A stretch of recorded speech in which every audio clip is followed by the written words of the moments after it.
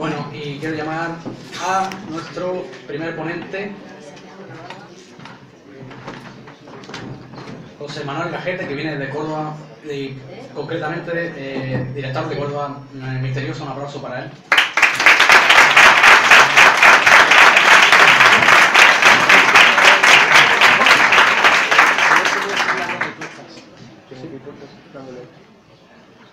¿Sí? ¿De acuerdo? Sí, que es para la visión, para que puedan ver. Vale, vale.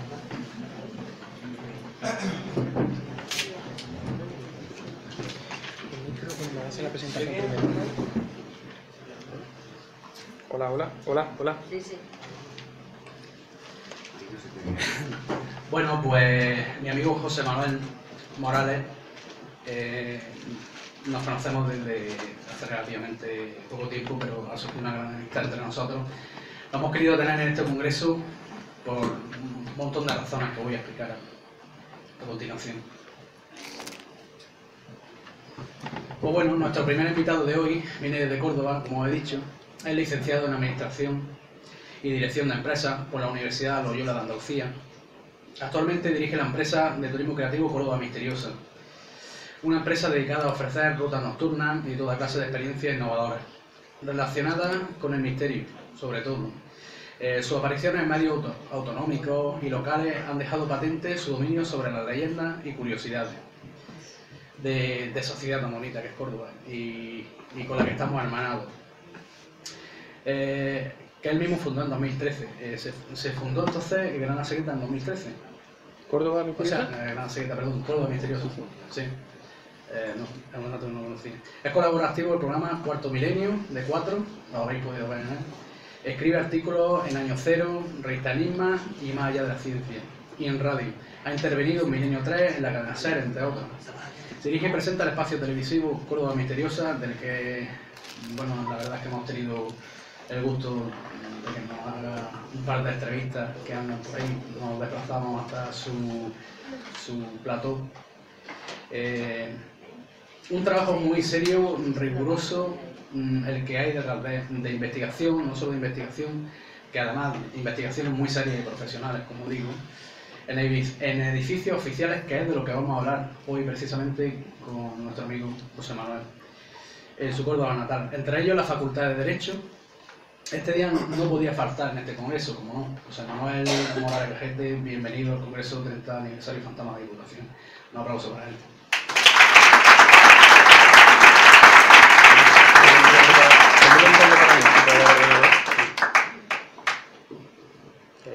Hablo por aquí, ¿no? No, habla por aquí. ¿Me escucháis bien hablando así, sin Sí, el micrófono? perfecto. Perfecto. Pues entonces, quita esto para que vea un poquito. Sí.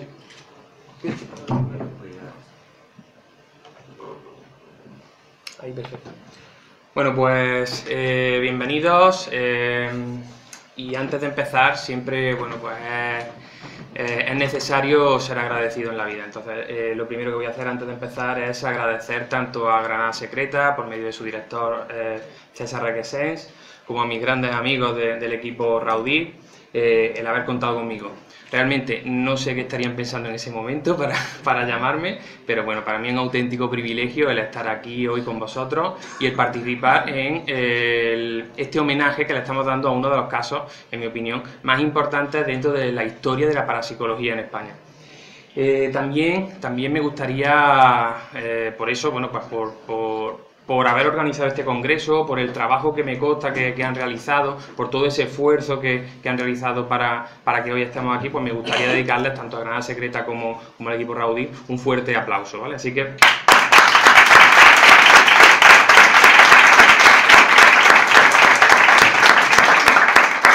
También merecen un aplauso los divulgadores del misterio. Gracias a ellos, pues personas que no han podido desplazarse hasta aquí van a poder disfrutar tanto de esta conferencia como de las muchas e interesantes que vienen a continuación y que ya se hicieron ayer, y por eso creo que, y me consta también que están realizando hoy un esfuerzo importante. Algunos de sus miembros están enfermos y por tanto creo que los divulgadores también se merecen un fuerte aplauso.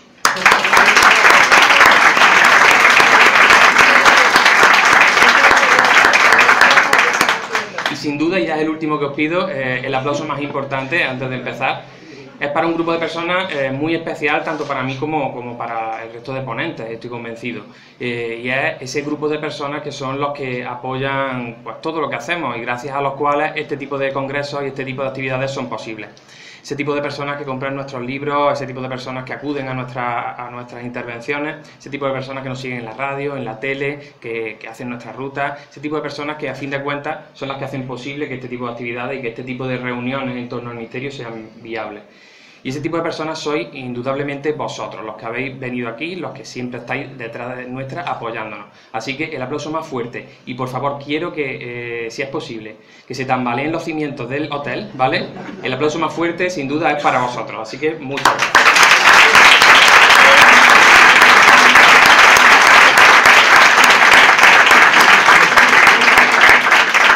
Y ahora sí empezamos, ¿vale? Sin más dilación. Simplemente comentaros, siempre lo digo en mis intervenciones, a mí no me importa que utilicéis los móviles, ¿vale? No me importa que hagáis fotos y si subís fotos a Twitter y demás, pues sí que os pido que me mencionéis para retuitearos y para leer lo que habéis puesto y para saber un poco, intercambiar un poco opiniones. Mi dirección es esta, @moralesgajete, mis segundos apellidos, ¿vale? Mi primer y mi segundo apellido, así que podéis mencionarme y así pues sé un poquito lo que estáis comentando. Bueno, y empezamos ya, ¿vale? Sin más dilación. Edificios oficiales. ¿Por qué nos llaman tanto la atención los casos que suceden en edificios oficiales? Voy a ir muy rápido porque os quiero contar muchísimas cosas y no quiero perder ni un minuto y además me he puesto el reloj y ya llevamos 3 minutos, o sea que vamos a aprovechar el tiempo al máximo y vamos a exprimir esta hora todo lo que podamos. ¿Por qué nos llaman tanto la atención los fenómenos que ocurren en edificios oficiales, mucho más incluso que los que ocurren en domicilios, cuando supuestamente podríamos sentir mucho más terror si vivimos un poltergeist o un fenómeno de casa encantada en nuestra propia casa? Pues porque en los edificios oficiales siempre hay un mayor número de testigos. Los fenómenos no ocurren delante de una persona o de una familia concreta, sino que son testigos que vienen de distintas esferas sociales, son testigos que vienen de cada uno, podríamos decir comúnmente, que cada uno de su padre y de su madre, y eso le da una gran credibilidad al fenómeno. Por otro lado, nos puede tocar a nosotros, es decir, cuando alguien está contando que en su casa hay un fenómeno poltergeist, normalmente decimos, bueno, eso es en su casa. Y aunque sea el vecino, decimos, en mi casa esto no va a pasar nunca. Siempre pensamos que a nosotros no nos va a tocar. Sin embargo, cuando es en un hospital, es en una universidad, puede tocarnos en alguna ocasión ir a ver a un familiar al hospital y esos pasillos siempre seguro que nos van a resultar un poco inquietantes. O puede tocarnos en alguna ocasión, pues tener que ir a recoger a nuestro hijo a la universidad, o si estamos en la edad, pues tenemos que ir nosotros mismos al campus. O tenemos que ir a arreglar un papeleo, un edificio administrativo. Por eso nos llaman tanto la atención, porque nos pueden tocar a nosotros esos fenómenos. Así que he tratado de clasificar, como es una gran variante, además España es muy rica en este tipo de fenómenos en edificios oficiales, he tratado de clasificarlos en 4 grandes grupos, por distintas características. En primer lugar, hablaríamos de edificios administrativos. Edificios administrativos, pues podemos considerar, pues lo que os decía, un ayuntamiento, una diputación, edificios donde normalmente trabajan los funcionarios. ¿Qué tienen de especial este tipo de edificios? En primer lugar, casi siempre se produce un fenómeno en el cual al principio los testigos empiezan a hablar, los funcionarios empiezan a hablar de lo que les está ocurriendo y luego se produce un silencio. Eso es común en este tipo de edificios. Parece como que desde las altas esferas se pide que se silencie esto y que no llegue a la prensa. Ahora bien, tenemos que tener en cuenta cuando este tipo cuando estos trabajadores están contando esto a la prensa, en muchas ocasiones se están jugando su puesto. Eso es algo que hay que tener en cuenta y por tanto podéis imaginar qué grado de desesperación pueden haber, llegado esas personas para tener que contar esto aún jugándose pues recibir alguna reprimenda en el trabajo. Y por otro lado, en muchas de estas ocasiones, y eso el grupo esta lo conoce bien, en muchas de estas ocasiones se ha dado incluso permiso para investigar en este tipo de centros, como ocurrió en la Diputación de Granada, caso sobre el que está girando todo este congreso. Por lo tanto, os podéis también suponer qué tipo de infierno tienen que estar viviendo los trabajadores para que las altas esferas autoricen una investigación de investigadores relacionados con el misterio. Bueno, en este ranking que vamos a hacer muy rápido, muchos edificios solamente los vamos a mencionar porque no nos daría tiempo a centrarnos en ellos y además quiero centrarme sobre todo en los que conozco a fondo. Bueno, pues hablaríamos de la antigua Diputación de Granada, un caso que ya se ha expuesto y que se va a seguir exponiendo durante el resto de la jornada, por lo tanto no voy a ahondar más en ello. Pero bueno, tenemos otros y me he centrado sobre todo tanto en los más representativos de España como en los que nos pillan por aquí cerca, ¿vale? Por ejemplo, en Sevilla tenemos el Parlamento de Andalucía. Parlamento de Andalucía que antiguamente fue el hospital de las 5 llagas durante 6 siglos. Lo curioso de este sitio, o la leyenda cuenta que había una monja al frente de este hospital tan severa que incluso cuenta la leyenda, que propinaba palizas a algunos enfermos que eran así revoltosos y que otros incluso llegaban a desaparecer en extrañas condiciones, ¿vale? En extrañas circunstancias. Bueno, eso es lo que dice la leyenda. Los fenómenos, pues lógicamente se aparece, por sus pasillos, una monja espectral que, bueno, pues nadie sabe quién es, aunque todos sospechan que podría ser esa antigua rectora del centro. Continuamos muy rápidamente. Tenemos por ahí también otro caso mítico dentro de la España mágica, la Delegación de Industria de Castilla-La Mancha, o más conocida como la antigua Casa de la Marquesa en Albacete. La antigua Casa de la Marquesa de Albacete se llama así porque perteneció a esa mujer que ahí veis de joven, a la Marquesa de Villasante, ¿no? Margarita Ruiz de Liori, Margarita Ruiz de Liori, otro de esos casos míticos del misterio en España. Esa mujer, a la que ahí veis un poco más mayor, pues se le murió muy joven una hija que tuvo, y ya veis qué foto tan macabra, ¿no? Tenéis a la madre junto a la hija recién fallecida. Su hija muere joven y la entierra en una cripta bajo llave. Esto despierta una serie de sospechas, pero bueno, se deja un poco pasar. Hasta que, en cierto momento, en el domicilio, sus hijos encuentran en una lechera de plástico la mano cortada de su hermana recién fallecida. Eso dispara todas las especulaciones. Los hijos denuncian a la madre, en este caso lo documenta muy bien el caso en aquel momento.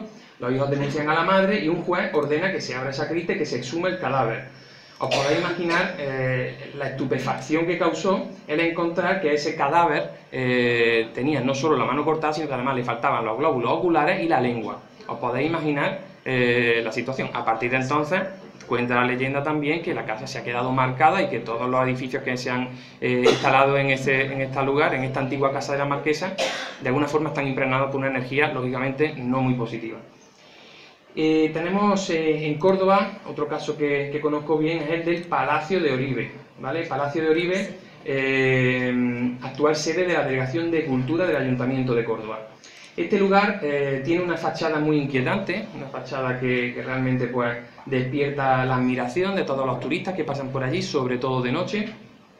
Y existe una leyenda a su alrededor que habla de una chica que murió en extrañas circunstancias, una chica que parece ser que realizó un ritual de magia negra y que, según cuenta la leyenda, evidentemente esto pues es una metáfora, no creo que ocurriera, pero que cuenta esta historia, esta tradición, es que el suelo se abrió, esta niña jugó con magia negra, no la conocía, no la dominaba, el suelo se abrió y la niña quedó atrapada debajo del suelo, luego el suelo se volvió a cerrar. Es curioso, no sé si será su gestión, pero los trabajadores de esta sede de cultura del ayuntamiento pues hablan de extraños golpes que provienen del subsuelo. Debajo no hay ningún parking, ninguna planta baja, sin embargo, yo he tenido limpiadoras. Cuando os hablo de los casos de Córdoba, os voy a contar siempre cosas que a mí me han contado directamente, testimonios que a mí me han dado directamente personas con nombre y apellido, ¿vale? Aunque aquí por cuestiones de tiempo no da tiempo de contarlos, pero en mis libros podéis verlos con nombres y apellidos. Bueno, pues lo que os decía es eso. Los testimonios hablan de golpes, de lamentos que se escuchan desde debajo del suelo y de siluetas, y los vecinos, las personas que tienen que pasar por ahí de noche, pues hablan de siluetas que se acercan a la ventana.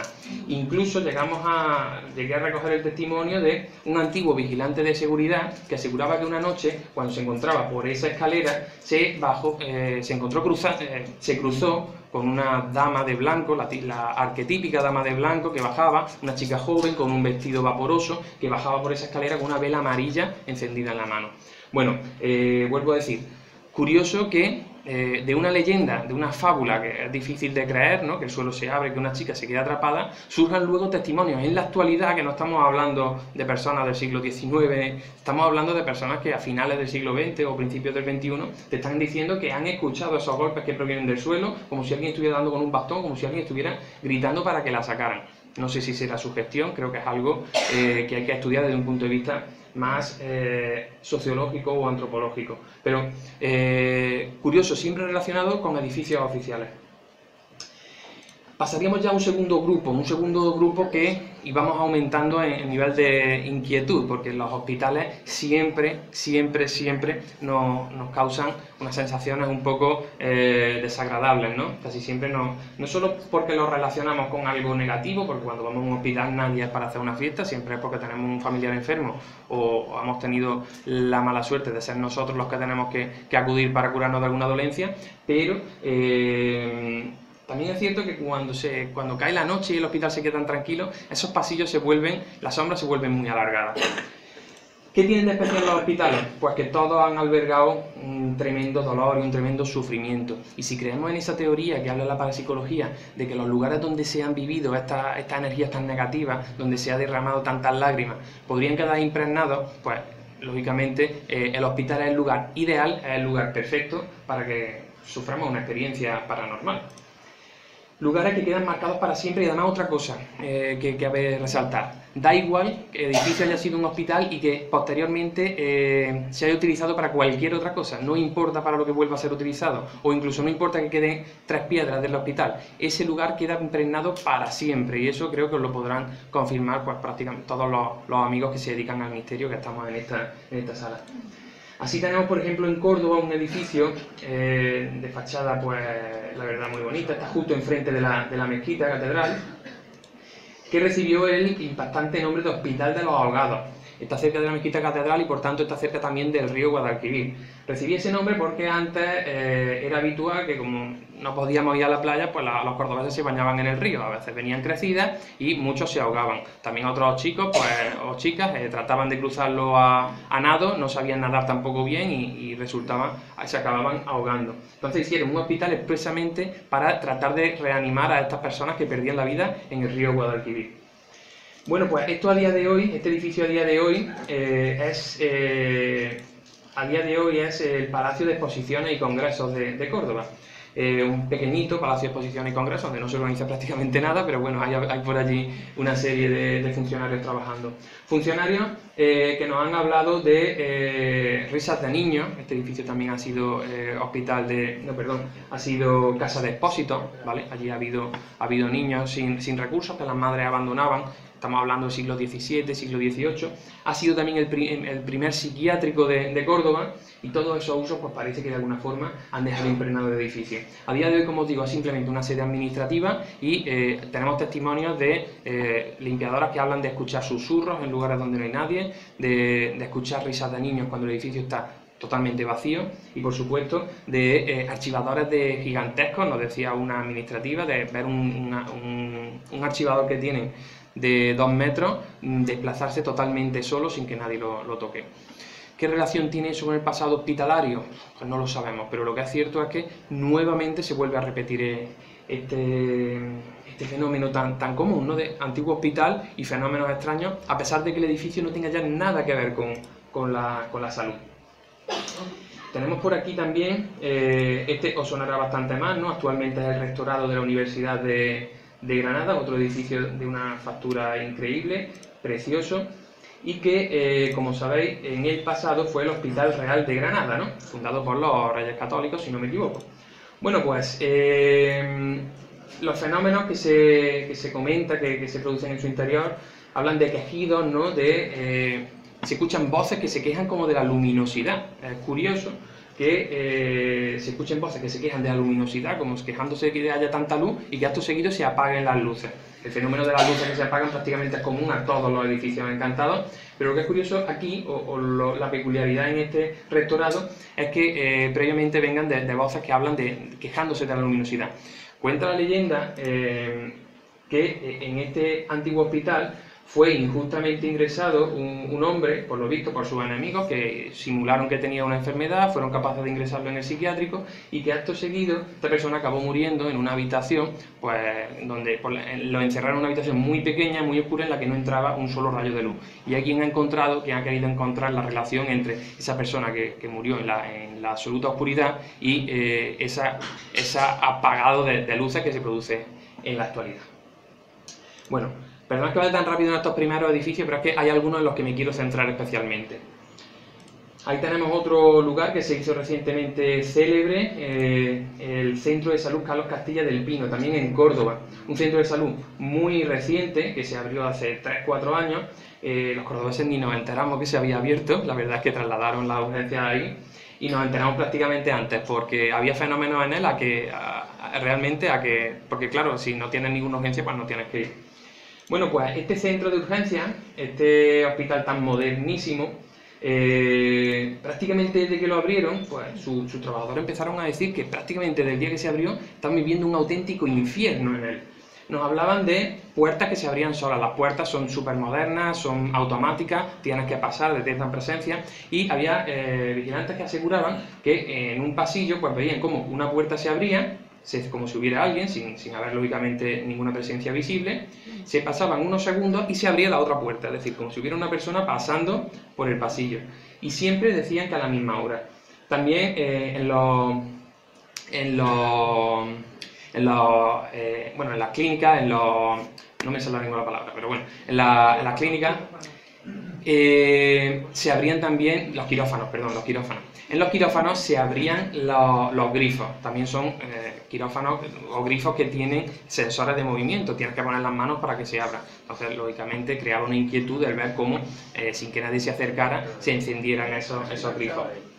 Pero quizás lo más inquietante es que en los sótanos donde se han hecho varias plantas para aparcar, para el parking, de los sótanos provenían unos gritos increíbles. Dicen que no saben de dónde provenían esos gritos desgarradores. Bueno, pues hay quien asegura que esos gritos desgarradores del parking podrían provenir de lo que hay justo debajo del edificio. No sé si habéis visto la película Poltergeist. Debajo del edificio, debajo del centro de salud, lo que existe es un cementerio mozárabe. Se encontraron unos restos, estos son fotos reales del cementerio que se encontró justo antes de levantar el edificio, y hay quien asegura que podría tener algo que ver. Ya os digo, los que habéis visto la película Poltergeist sabéis que levantar un edificio de encima de un cementerio no suele ser buena idea. Pero bueno. Con el campo magnético entero de los huesos, pero nada más. También tenemos en este lugar un par de testimonios muy inquietantes, y es el de un celador que todas las mañanas se encarga de abrir y cerrar todas las puertas del edificio, todas las puertas de los quirófanos, todas las puertas de las consultas. Y este hombre decía que durante un tiempo siempre estuvo encontrando, cuando entraba al edificio y él era el primero que lo abría, lógicamente si se hubiera quedado una persona dentro del edificio habrían saltado las alarmas, los volumétricos, por lo tanto no es viable, no es posible que hubiera alguien dentro, que alguien se hubiera quedado atrapado.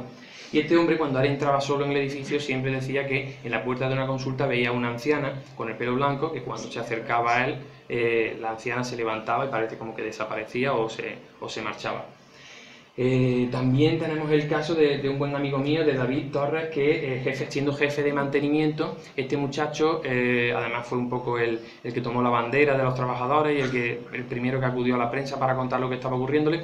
Este chico, en uno de los quirófanos, una mañana se le apagaron las luces y vio a 1 metro de él a una niña con un uniforme, una especie de vestido antiguo, que se acercó a él y le dijo con una voz desencarnada: "Sácame de aquí". Yo muchas veces, cuando uno siempre ve estos temas desde un punto de vista escéptico y trata de buscarle una explicación. Yo, cuando alguien dice que ha visto por el rabillo del ojo una sombra pasar, pues pienso que puede haber sido el foco de un coche que ha pasado y bueno, has visto algo luminoso ahí y no te has parado a examinarlo. Pero cuando una persona que yo conozco, que tiene muchísimo más que perder que ganar, porque no gana absolutamente nada con ellos, y con esto ya es jefe de mantenimiento de un centro como este, o sea, tiene un buen trabajo, quiere conservarlo evidentemente porque le hace falta, y esta persona te está asegurando, además una persona que da la cara, que da su nombre, que da su apellido, y te está asegurando que ha visto a 1 metro, que no es que lo haya visto a lo lejos tampoco, que a 1 metro, que te describe cómo es el vestido que llevaba la niña y que le ha dicho las palabras "sácame de aquí", ¿qué explicación tiene eso? Bueno, pues yo lo dejo a la opinión de cada uno de vosotros. Aquí en Granada también tenemos tenemos las ruinas de lo que fue un antiguo sanatorio, ¿no? Como os decía, queda poco. Sanatorio de Alfaguara. Sanatorio de Alfaguara, muy conocido por los investigadores de este tipo de fenómenos, por los que les gustan grabar la psicofonía. La leyenda nos cuenta, o la historia, no lo sé muy bien, porque en este tipo de lugares siempre se entrecruzan y el límite es difícil de diferenciar, pero nos cuenta de que fue una mujer alemana, ¿no?, que su hermano murió de tuberculosis y que a partir de ahí dedicó el resto de su vida, el resto de sus días y el resto de su fortuna a levantar este sanatorio, además en la Sierra Granadina, donde se respira un aire puro, con el fin de tratar de luchar, de dedicar el resto de su vida a luchar contra la tuberculosis, contra ese mal que se llevó a su hermano. Bueno, pues a día de hoy, pese a que, como digo, quedan una piedra sobre otra, hay muchos senderistas, numerosos pastores de la zona que aseguran haber visto una mujer con una bata blanca, con el pelo blanco, que pasea todavía entre las ruinas. Entonces, claro, eso nos hace pensar que podría ser el espíritu de esta mujer alemana que dedicó su vida a luchar contra la tuberculosis y que parece que el hecho de haber muerto pues no le ha impedido el seguir velando por ese lugar que ella levantó y del que parece ser que todavía cuida. Vamos a seguir avanzando en este ranking de edificios oficiales. Ahí tenéis la Cruz Roja de Córdoba. Bueno, aquí podríamos incluir prácticamente todas las cruces rojas de España, de todas las capitales y pueblos, porque no tengo claro el motivo, pero la Cruz Roja siempre atrae, parece, este tipo de fenómenos. En Córdoba me hablaban de la misteriosa habitación 425. Una habitación que los celadores, los enfermeros, siempre me decían que ellos la cerraban con llave y que luego aparecía desordenada, las ventanas abiertas, una cosa extrañísima. De hecho, incluso parece que la habitación, esa cuarta planta, una vez ya que empiezan la urgencia, a las 10 de la noche, la cierran porque nadie quiere pasar por allí. De hecho, cuando algún paciente ha sido ingresado en esa habitación 425, casi siempre ha acabado pidiendo el traslado a mitad de noche. Y es que, por ejemplo, el último, con el que yo he podido entrevistar, pues me hablaba de que él estaba durmiendo en esa habitación, se despertó a medianoche, no sabemos si es un sueño vívido, no sabemos si es una ilusión, pero se despertó a medianoche y dice que junto a él había una mujer vestida de monja, con una gran cofia, como sacada de otro siglo, que la estaba mirando directamente.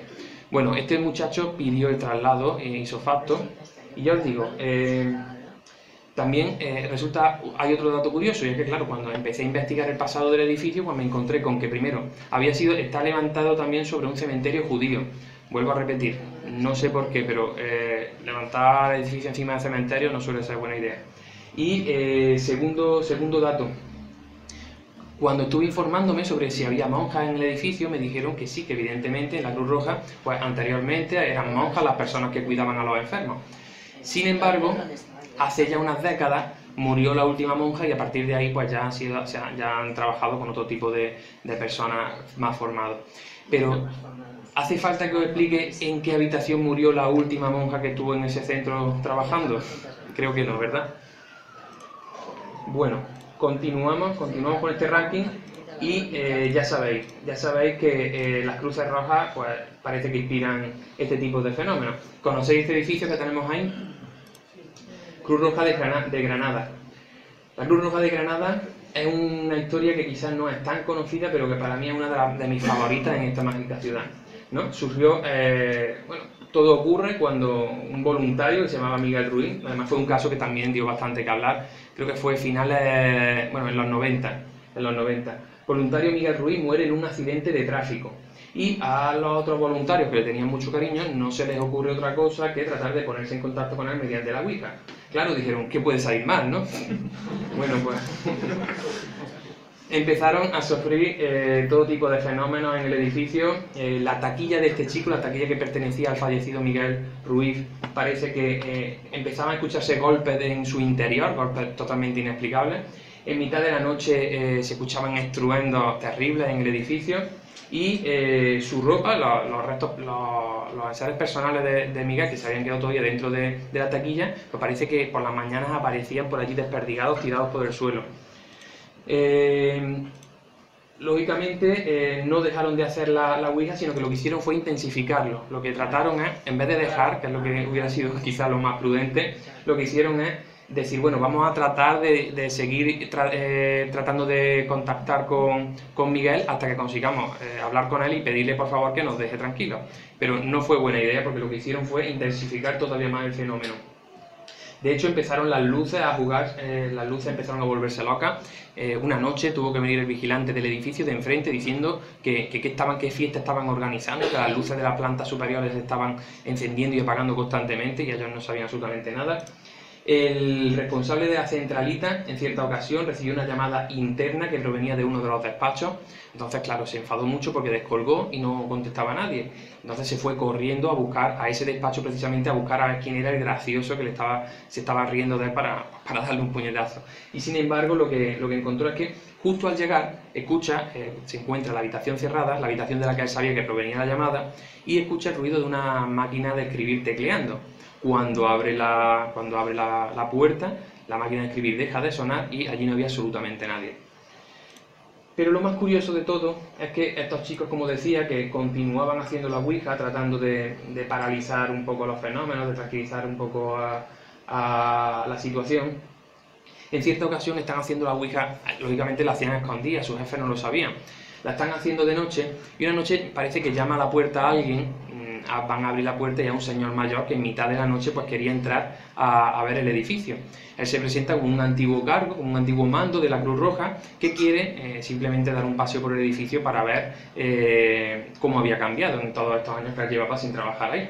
Al principio se quedan un poco estupefactos porque piensan que puede ser un jefe que viene un poco a espiar a ver qué están haciendo ellos, entonces esconden rápidamente la ouija y le dejan entrar.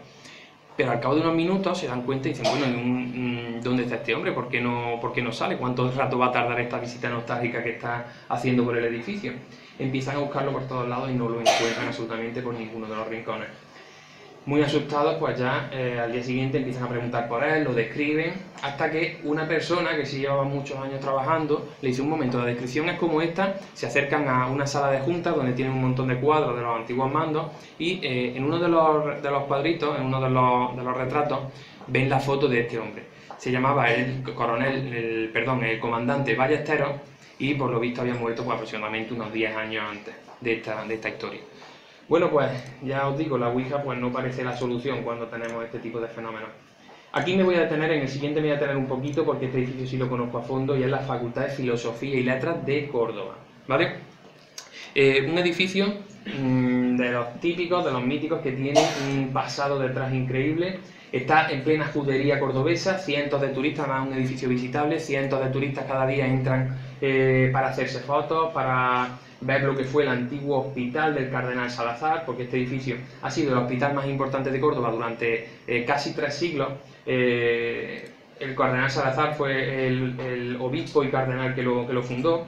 Al principio fue un hospital de pobres, que se hizo con fines caritativos en el siglo XVIII, a principios del siglo XVIII. Luego pasó a ser el hospital de agudos de la ciudad, psiquiátrico y también hospital militar. Por lo tanto, el sufrimiento tampoco ha abandonado este edificio nunca.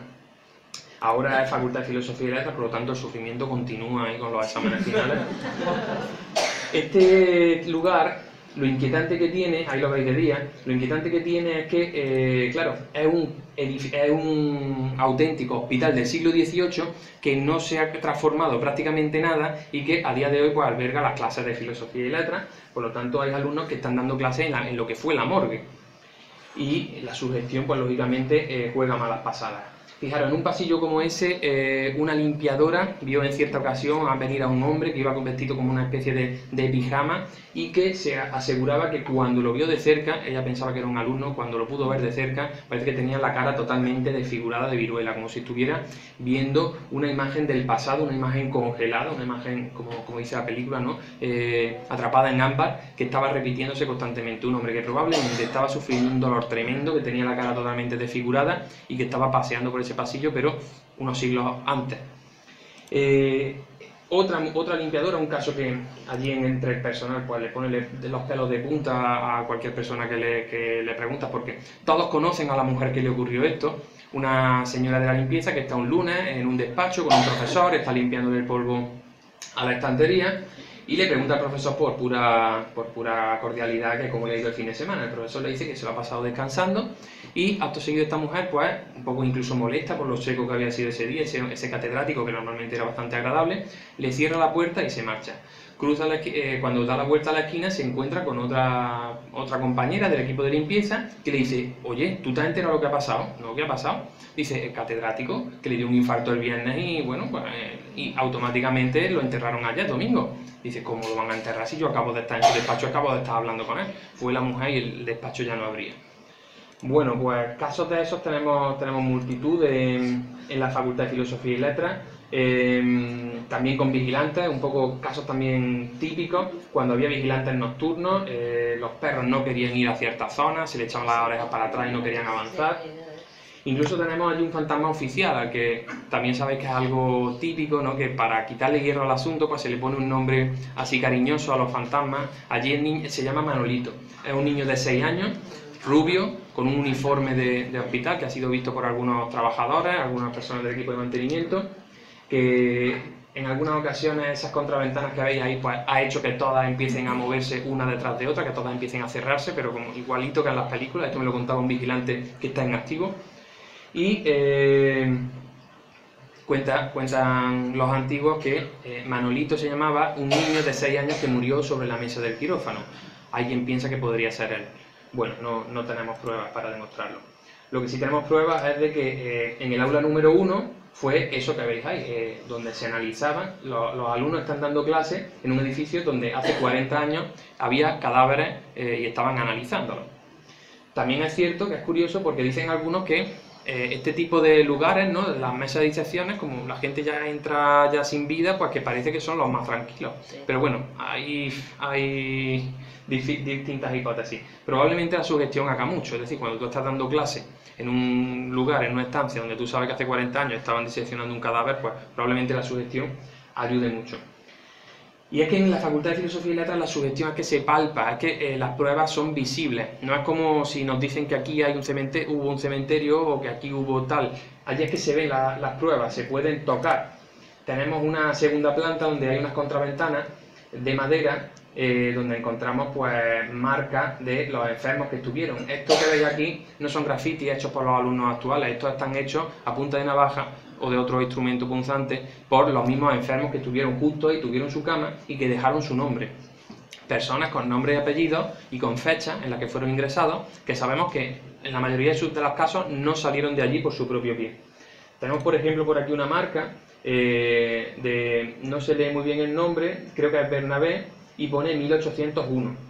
La más antigua es de 1774, ¿vale? Tenemos una marca allí de un enfermo que lo ingresaron en 1774. Así que imaginaros estar de noche paseando por ahí y viendo cómo a un lado pues firmó un tal Joaquín o un tal Martínez. Aquí veis a Joaquín Benítez, también además se nota la escritura de la época, esa costumbre que había antiguamente de comprimir las palabras y de poner dos letras en una.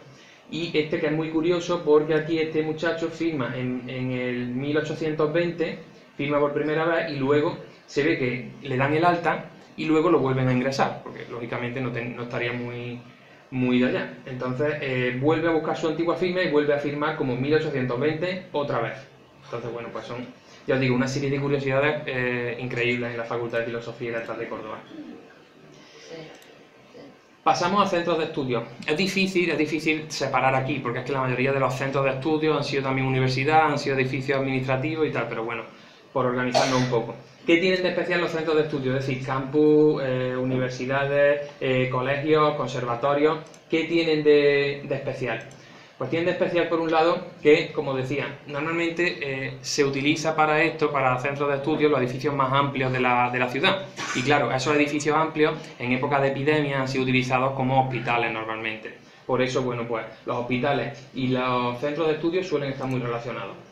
Y por otro lado, que los estudiantes son personas quizá un poco más abiertas, parece que tienen menos miedo a contarlo, y entonces estas historias se vuelven muy virales. Cuando a un estudiante le pasa algo, es más fácil que lo cuente. No es que sea una norma general, pero bueno, parece que cuando se cuenta, parece que se vuelve muy viral el fenómeno porque se comenta muchísimo.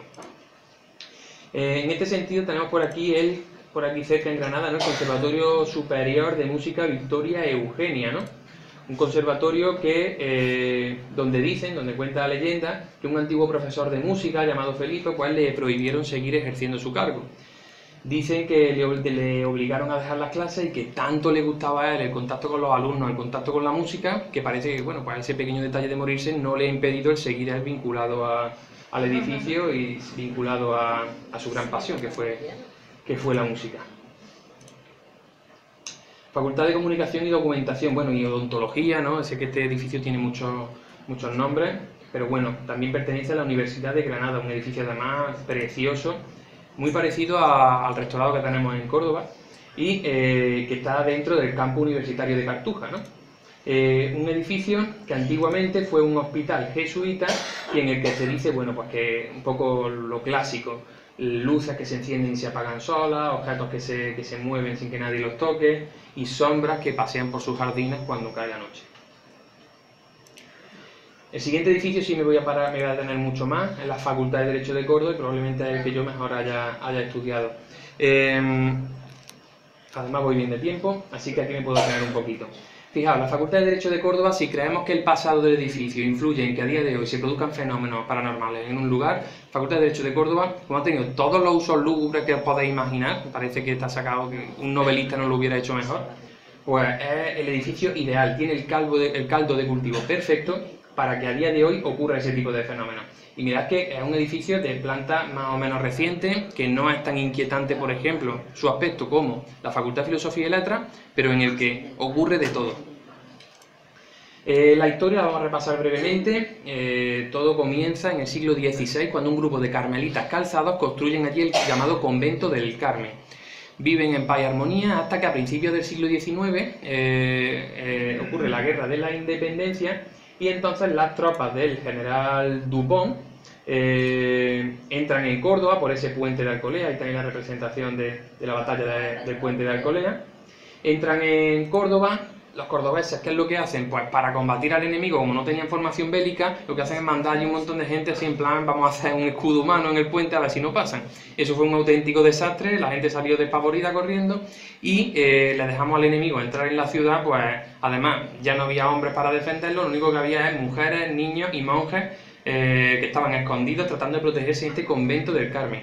Os podéis imaginar cuando los franceses entran allí y no encuentran resistencia ninguna, pues aquello fue una auténtica orgía de sangre.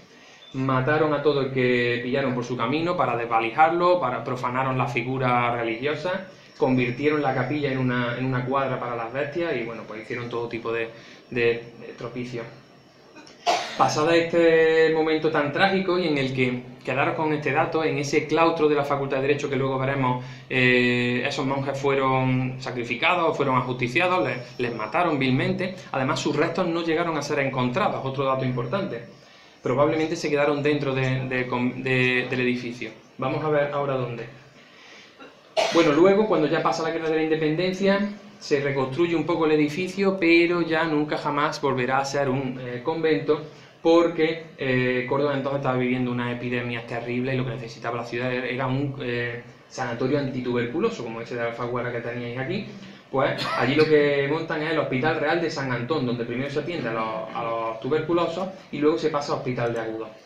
Finalmente ya en pleno siglo XX, en la década de los 60, lo que se destina el edificio es a un edificio materno-infantil, a un hospital materno-infantil, donde también eran acogidos todos los hijos de la... ¿5? ¿Que me quedan 5 minutos? Llevo 39, ¿eh? Sí, llevo 39 minutos hablando. Sí. Venga, ¿qué gusta? Venga, vale.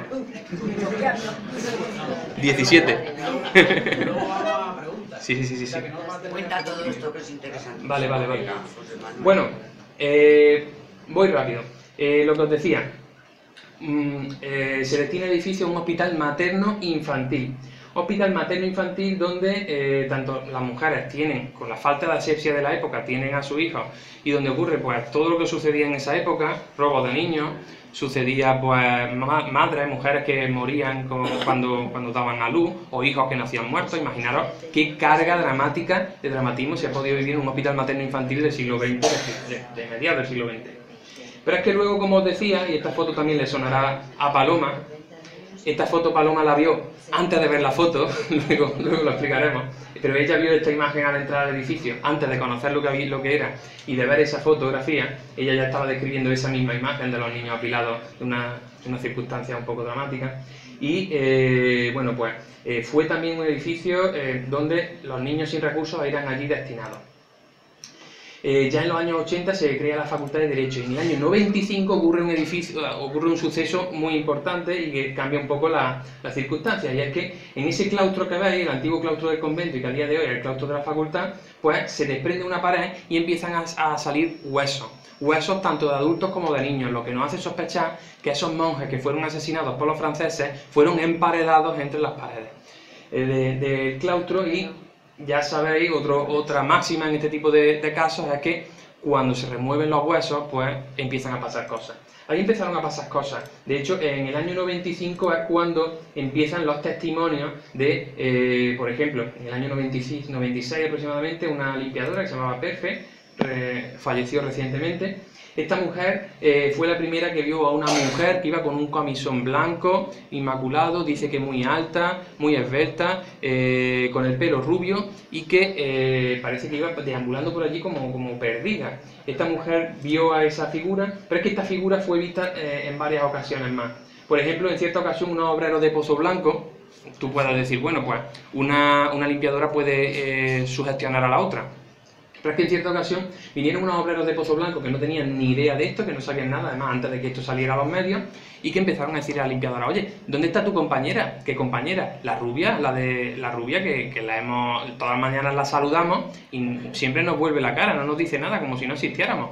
Dicen, nosotros no tenemos ninguna compañera rubia. Y es que estaban viendo a esta misma mujer del camisón y como las limpiadoras entonces llevaban un uniforme blanco, pues la estaban confundiendo. Y esos obreros lo que estaban viendo realmente era esta figura fantasmagórica que lleva apareciéndose allí. Pensábamos que desde el año 95.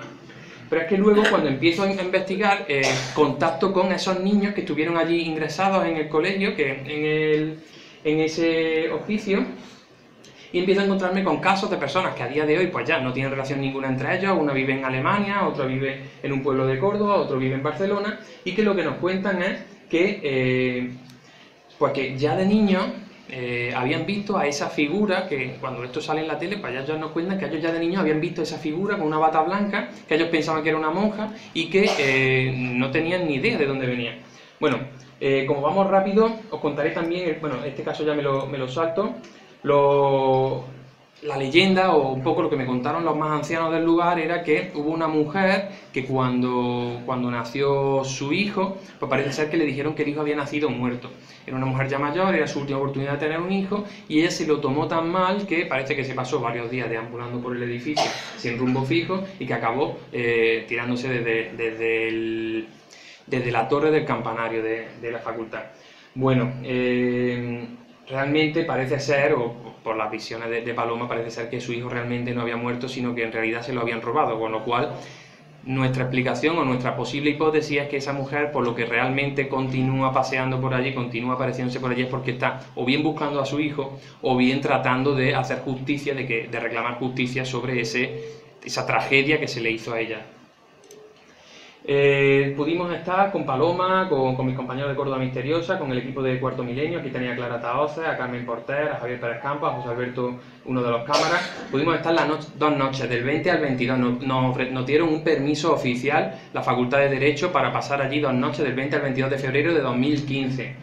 Nos pasaron muchas cosas, entre ellas yo destacaría un fenómeno atmosférico, ¿no? Paloma lo recordará bien, una niebla increíble. Yo no he visto una niebla así en Córdoba, ni la había visto hasta entonces, ni la he vuelto a ver desde entonces. Pero sobre la 1 de la madrugada empezó a entrar en la facultad una niebla que aquello parecía, los que hayáis visto la película o jugado el videojuego de Silent Hill, pues era igual, ¿vale? No entendíamos de dónde había salido esa niebla, ni era un fenómeno habitual en Córdoba, y empezó pronto a apoderarse de absolutamente todo el edificio.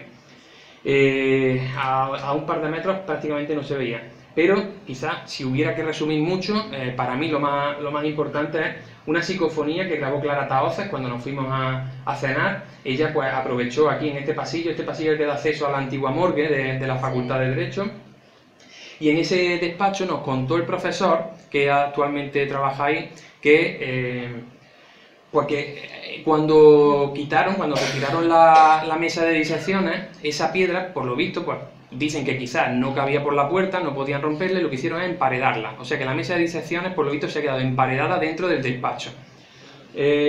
Lo más curioso es que precisamente Clara Tahoces elige esa mesa para colocar su grabadora. Nos vamos a cenar, la facultad se queda sin nadie, o sea que en un despacho cerrado y con la facultad vacía, bueno, había vigilantes, había un par de vigilantes que estaban en la puerta, pero en un lugar muy alejado y en otra planta.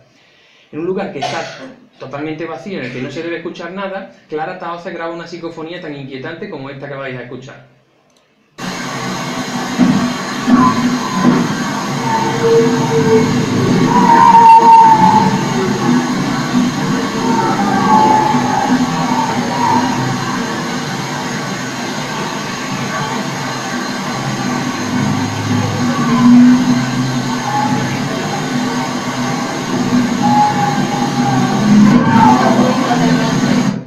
Fijaos, lo curioso de esta psicofonía es, primero, que el despacho estaba vacío, o sea que no se debe escuchar nada, ¿vale? No se debe escuchar nada. De hecho, durante el resto de la grabación, de aproximadamente hora y media o 2 horas, no se escucha absolutamente nada.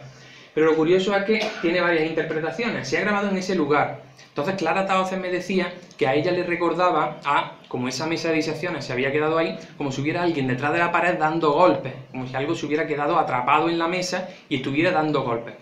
A mí, sin embargo, que conozco la historia del edificio y que sé que en ese claustro han sido asesinados a estos monjes que os comentaba, además de una forma brutal, los colocaban allí y les disparaban, a mí me suena más a ese ajusticiamiento.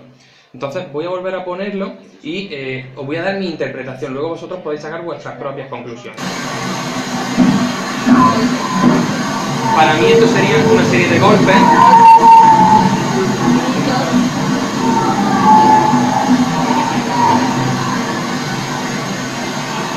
Aquí es silencio, parece la tensa espera, cargan los fusiles o cargan los mamelucos y luego... y ahí disparan. Esa sería mi interpretación, ¿vale? Pero como os digo, también podría ser lo que dice Clara, de algo que se haya quedado atrapado dentro de la pared, golpeando para tratar de reclamar que sea liberado.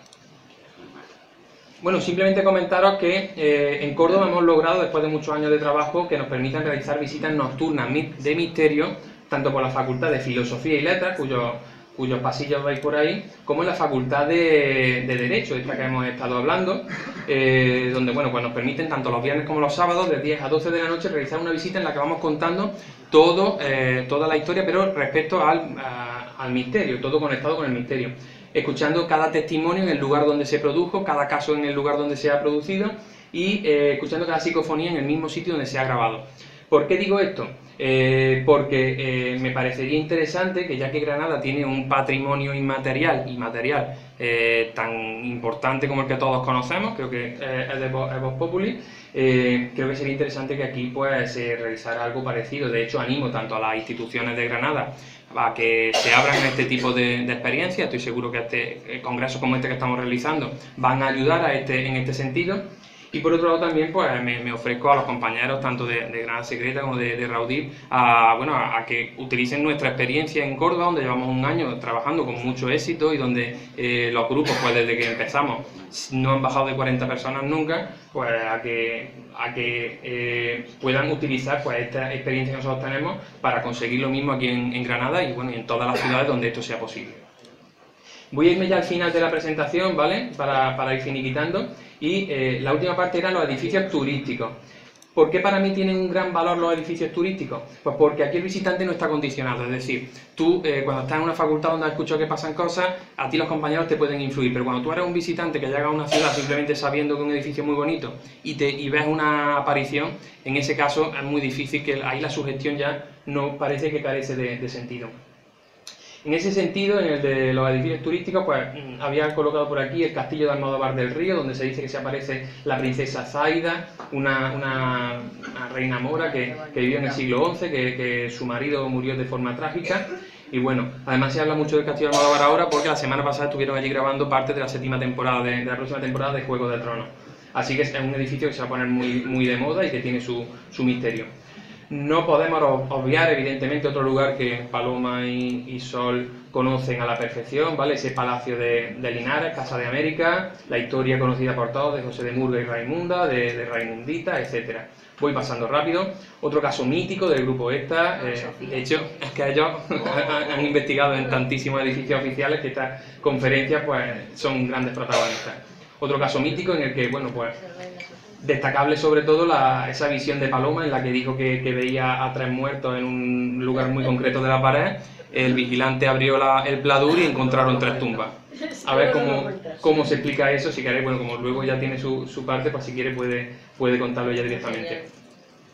Museo Arqueológico de Granada, que actualmente está cerrado, esa casa de Castril, ¿no? que lo llaman, y que tiene una inscripción que llama la atención de todo el que pasa por allí, y es que pone aquí en el lateral, ¿no? esa frase que dice esperando la del cielo, y que algunos dicen que es por un padre sobreprotector que en cierta ocasión fue un paje a llevarle una carta a su hija de un novio que se echó.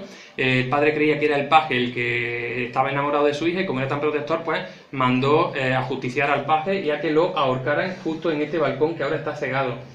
El paje reclamó justicia y el padre le dijo que se quedara, que aquí ahorcado, que se quedara todo el tiempo que quisiera reclamando la justicia del cielo. Que de ahí viene una pena que no me pueda tener más en esta leyenda porque es preciosa, pero ya os digo, cuando dice esperando la del cielo es porque el padre le dijo a esas palabras lapidarias: quédate ahí esperando ahorcado el tiempo que quieras, esperando la del cielo, esperando la justicia del cielo, porque la de la tierra no le iba a ayudar. Bueno, vamos a pasarlo esto rápido. Y ya el penúltimo edificio, ¿vale? Edificios turísticos con misterio. Yo no me puedo ir de aquí sin hablar de la Mezquita Catedral de Córdoba.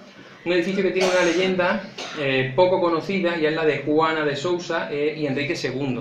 Juana de Sousa era una noble cordobesa que existió realmente. Enrique II de Trastámara, ya sabéis, fue Enrique de Castilla.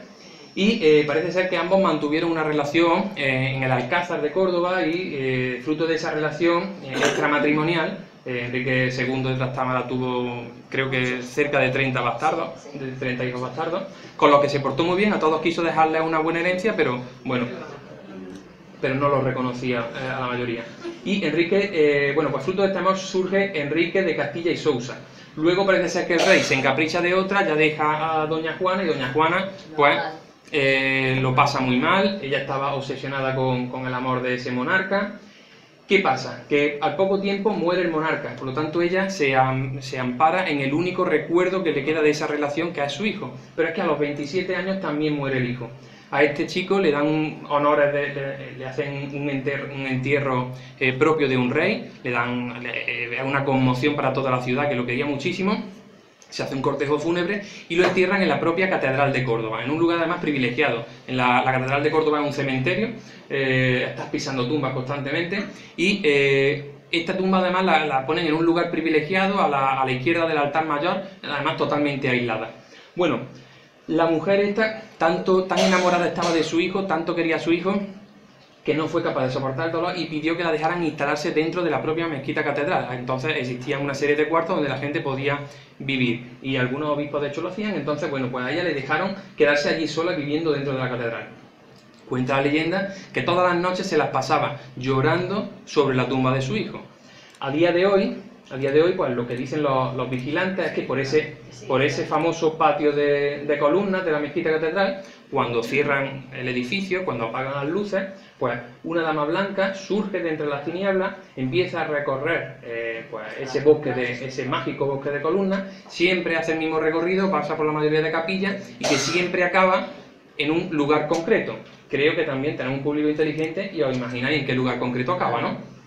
Donde se encuentra enterrado, pues, don Enrique de Castilla, duque de Medina Sidonia y tal, y lo más importante, hijo del muy alto rey don Enrique II el Magnífico, Enrique II de Trastámara. Y bueno, y para terminar, no puedo venir a Granada acabando con la mezquita catedral, sé que me pecaréis antes de salir, entonces vamos a acabar evidentemente con la Alhambra de Granada, ese edificio bellísimo que tiene además 4 leyendas muy concretas. Bueno, tiene muchas más, pero yo he seleccionado 4. ¿Cómo se llama esa sala? Bueno, no, la de los leones es la que está al lado. Esa es la sala de los Abencerrajes, ¿no? Abencerrajes. Bueno, Cuenta la leyenda, ¿no?, que un miembro de la familia de los Abencerrajes quiso seducir a la mujer de Boabdil y que por tanto pues este hombre lo mató a él, a toda su familia, los hizo pedacitos y encima con sus cabezas hizo una pirámide de cabezas en esta sala de los Abencerrajes. Desde entonces dicen que suceden fenómenos en esta sala concreta.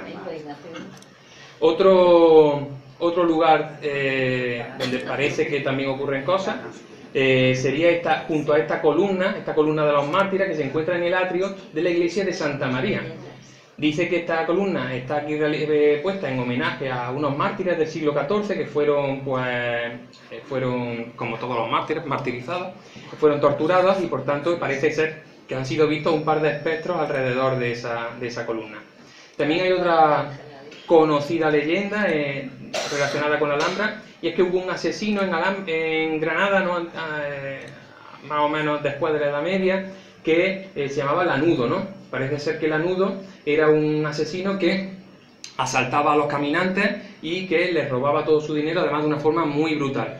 Por tanto, fue doblemente condenado. Fue condenado por la justicia de la tierra, aquí le cortaron la cabeza, y fue condenado por la justicia del cielo a vagar eternamente por los pasillos de la Alhambra. Por eso dicen que cada noche en ese edificio, en esa Alhambra, se aparece un jinete sin cabeza que recorre los patios de la Alhambra. Y por último, una profecía, podríamos decir, quizás la más inquietante que he investigado al respecto. ¿Sabéis qué simboliza la fecha del 2 de enero de 1492? Es la rendición de la Alhambra, ¿no? Es la conquista cristiana. Y cuenta la leyenda que cada 100 años, coincidiendo con ese 2 de enero, se aparecen 7 duendes blancos. Estos 7 duendes simbolizarían a las 7 tribus árabes que existían en Granada por aquel entonces. Bueno, lo curioso de todo esto es que parece ser que en 1792, dicen los investigadores locales, que realmente hubo testimonios de personas que vieron a estos 7 duendes. Y que en 1892 incluso aparecen en el diario El Defensor de Granada. Por lo tanto, que hay testimonios reales de personas que dicen haber visto estos duendes. Bueno, lo más inquietante de todo esto es que cuenta esa leyenda, esa misma leyenda que habla de esa profecía, que la Alhambra fue embrujada por sus constructores por cierto número de años. Esta profecía lo que dice es que cuando se acabara ese embrujo, que era el que iba a permitir a los cristianos reinar, cuando acabara ese embrujo, este edificio, tanto las paredes de la Alhambra, tanto el propio edificio de la Alhambra como la ciudad de Granada, volvería a manos del pueblo árabe. Lo que no nos especifica esa profecía, es cuándo ocurrirá, pero bueno, ya sabéis que existe por ahí. Y nada más, no tengo tiempo para más, así que muchas gracias y simplemente recordaros que por ahí tenéis mi último libro, Anima y Misterios de Córdoba, mi libro anterior, Guía del Secreto de Casas Encantadas, y que aquí tenéis los medios de contacto por si queréis seguirme o contarme algún caso. Bueno, la Grajeta es mi contacto y bueno, pues Córdoba Misteriosa o josemanuelmorales.net. Muchas gracias.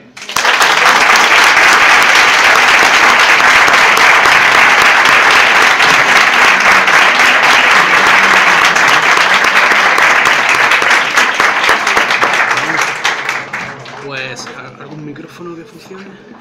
Perdón. Sí. ¿Te doy este? Está utilizando.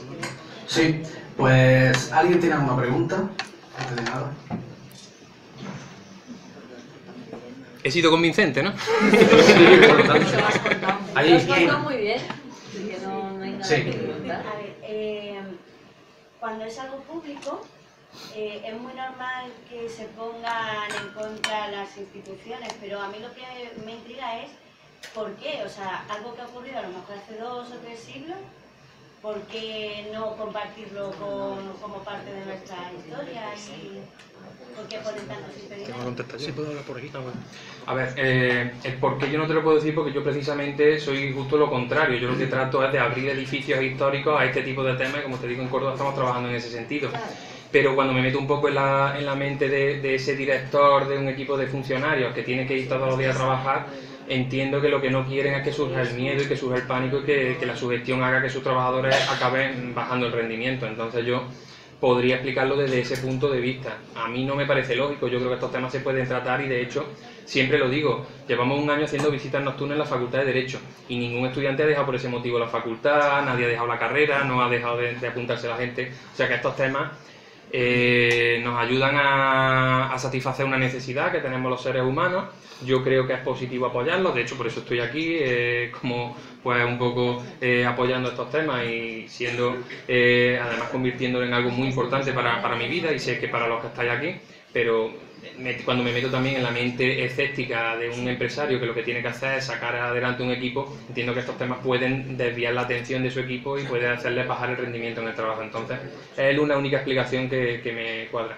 Por otro lado, también hay gente muy escéptica y que de verdad está cerrada a estos temas, que son auténticos inquisidores y que lo que no quieren es que nadie piense contrario a ellos, y si ellos no creen en estos temas, no quieren ni que se hable. Entonces esa sería otra visión. También nos encontramos con personas de este tipo que cuando lo tratas, pues descubres si el tema es simplemente que es una persona práctica que no quiere que sus trabajadores se distraigan, o si lo que realmente no quiere es que nadie piense de forma diferente a ellos. Serían un poco los dos casos que nos encontramos. ¿Alguien más? Bueno, José Manuel, pues antes de nada agradecerte de corazón tu ponencia. Nos has traído un buen lote de edificios, no he contado con tanto, desde luego. Y bueno, el equipo Rodeo y Granada Secreta te quería hacer un pequeño homenaje, un pequeño presente, como recordatorio de este aniversario. Y también el símbolo de Granada, una granada de plata para tu pareja. Y que bueno, pido un fuerte aplauso para él.